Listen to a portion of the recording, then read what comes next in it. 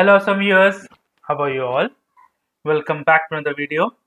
Guys, today we are going to discuss what are async and await in JavaScript. So, in the previous session, we have seen promises. So, I have mentioned the father and son scenario.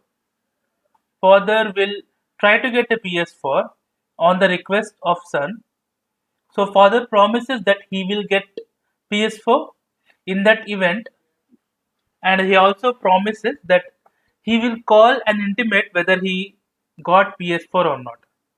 Unless and until he intimates, son will not have exact answer whether he is going to get it or not. So in the JavaScript terms, that is known as promise is pending. If he gets his promise is fulfilled, and if he doesn't get it, promise is rejected. So today, guys, we will see async and await. What are async and await? We'll see that later part of the video. First, we'll see what is synchronous, what is asynchronous, right?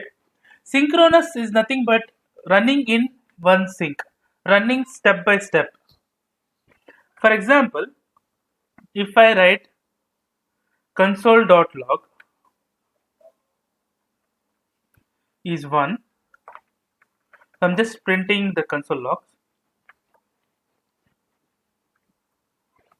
So I just want to print 6 of them. So what it does, it will JavaScript execution will happen step by step. First this will execute it, then this in it happens, so on. So let me save this. So I want the JavaScript file to be executed in a web.html. So I've taken a sample HTML page and I have given the source as this file. So whenever I reload this web.html, I'll be getting this answer. If you see here, we have 1, 2, 3, 4, 5, 6. Now, this is known as synchronous form. Here I'll write this as synchronous example. Now let us see an asynchronous example. So I'll just console. I'll just put a comment here. So we can use it in the future. So what is asynchronous?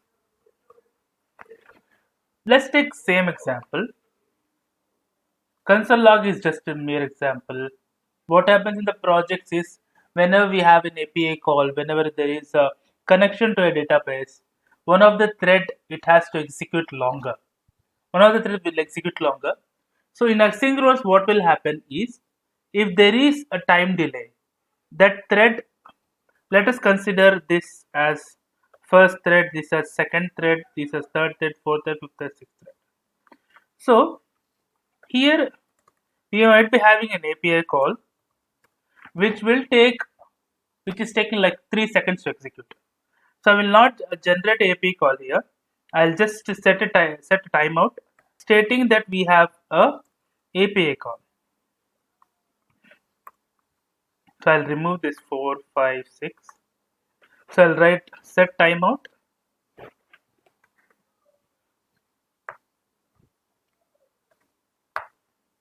And I'll give console log as 2.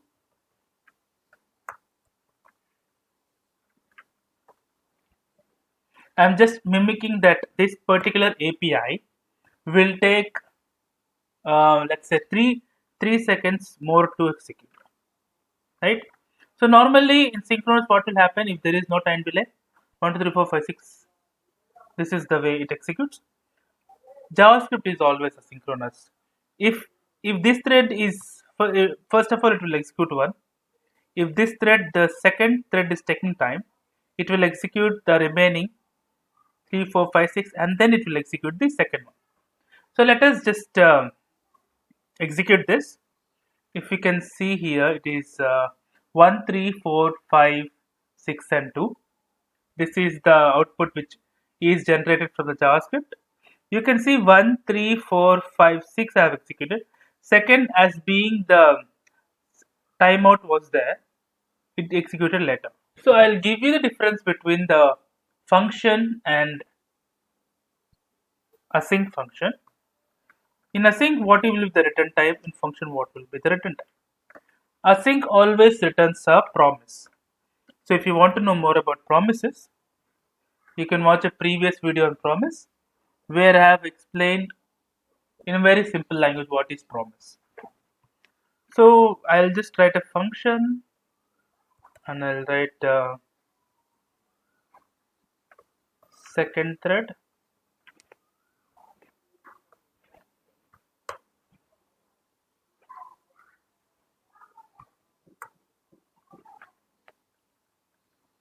So it will have the same result here also. Here also we can execute this if I have the new terminal. So 1 3 executed and waited for a while and 2 executed. So now you can see here 2 is 2 is just an output, whatever the function is written, or we can just directly write whatever it is. So I just want to return, right? I just want to return 2. I'm not returning a promise. I just want to return 2. Console.log. So I want the value. So 1, 2, and 3, right?